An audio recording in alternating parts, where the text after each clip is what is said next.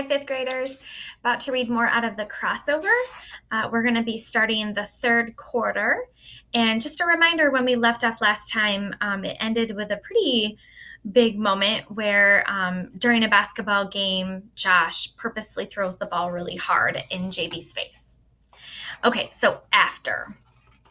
On the short ride home from the hospital, there is no jazz music or hoop talk, only brutal silence. The unspoken words volcanic and weighty.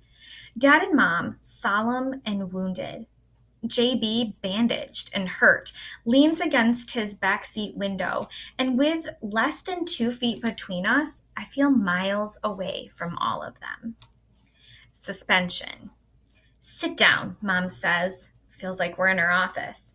Can I make you a sandwich? But we're in the kitchen. You want a tall glass of orange soda? Mom doesn't ever let us drink soda. Eat up, because this may be your last meal. Here it comes. Boys with no self-control become men behind bars. Have you lost your mind, son? No. Did your father and I raise you to be churlish? No. So what's been wrong with you these past few weeks? Now notice, it's like it's Josh's turn to talk, but he doesn't say anything. So there's a pause while she's waiting for his response, but nothing. Put that sandwich down and answer me. I guess you've been just what, deranged? Don't me. Talk like you have some sense. I didn't mean to hurt him. You could have permanently injured your brother. I know. I'm sorry, Mom. You're sorry for what? I'm confused, Josh. Make me understand. When did you become a thug?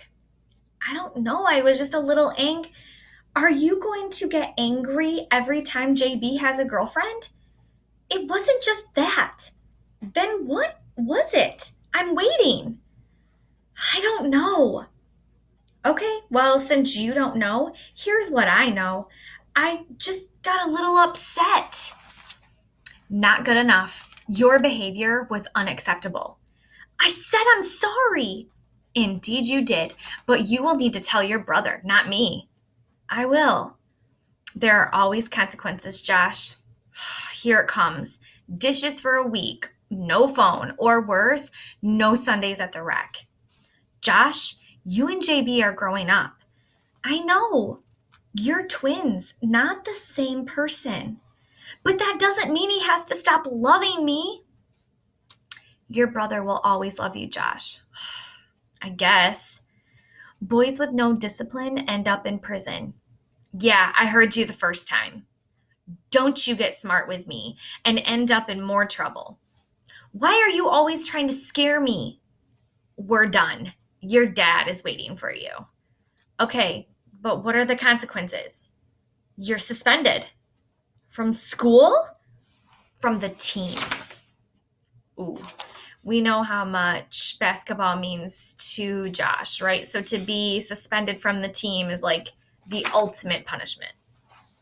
All right, here's the definition of a word that his mom used, churlish. Having a bad temper and being difficult to work with. That's what it means. As in, I wanted a pair of Stefan Marbury sneakers, Starberries, but Dad called him a selfish millionaire with bad attitude. And why would I want to be associated with such a churlish choke artist? As in, I don't understand how I went from annoyed to grumpy to downright churlish. As in, how do you apologize to your twin brother for being churlish? For almost breaking his nose. This week, I get my report card. Make the honor roll. Watch the team win game 9. Volunteer at the library. Eat lunch alone 5 times. Avoid Miss Sweet Tea. Walk home by myself. Clean the garage during practice. Try to atone day and night. Sit beside JB at dinner. He moves. Tell him a joke. He doesn't even smile. Do his chores. He pays no attention. Say I'm sorry, but he won't listen. Okay, basketball rule number 7 says rebounding is the art of anticipating, of always being prepared to grab it, but you can't drop the ball. The nosebleed section. Our seats are in the clouds, and every time Dad thinks the ref makes a bad call, he rains. A lot of cool figurative language on this page, so a lot of comparing things.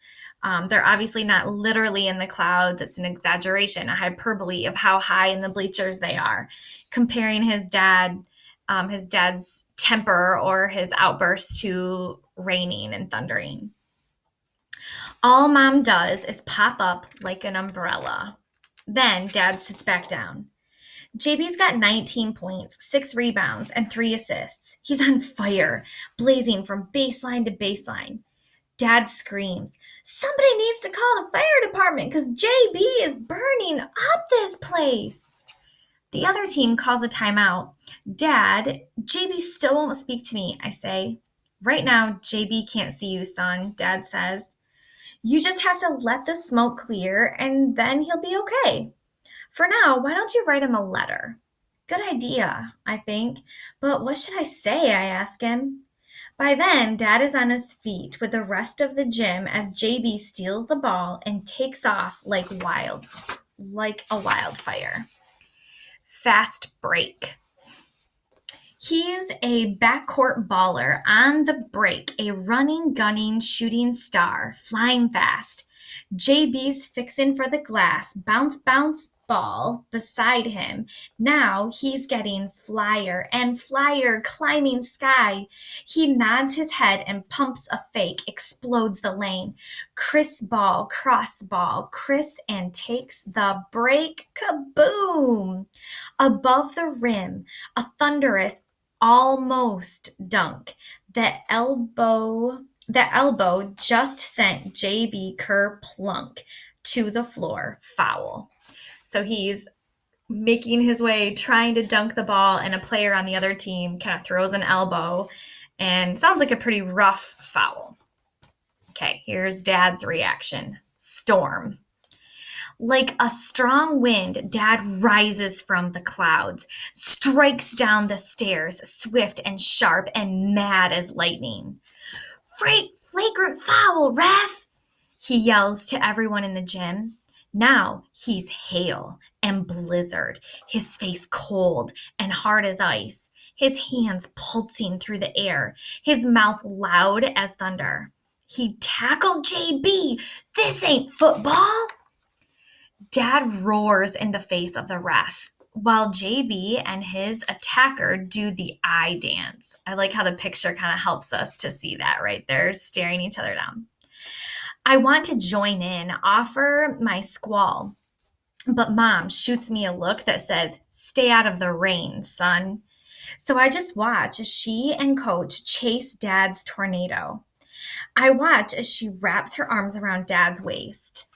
I watch as she slowly brings him back to wind and cloud. I watch Mom take a tissue from her purse to wipe her tears and the sudden onset of blood from Dad's nose. The next morning, at breakfast, Mom tells Dad, call Dr. Youngblood today or else. The name's ironic, I think. I'm sorry for losing my cool, Dad tells us. JB asks Mom, can he go to the mall after practice today? There's a new video game we can check out, I say to JB. He hasn't spoken to me in 5 days. Your brother has apologized profusely for his mistake, Mom says to JB.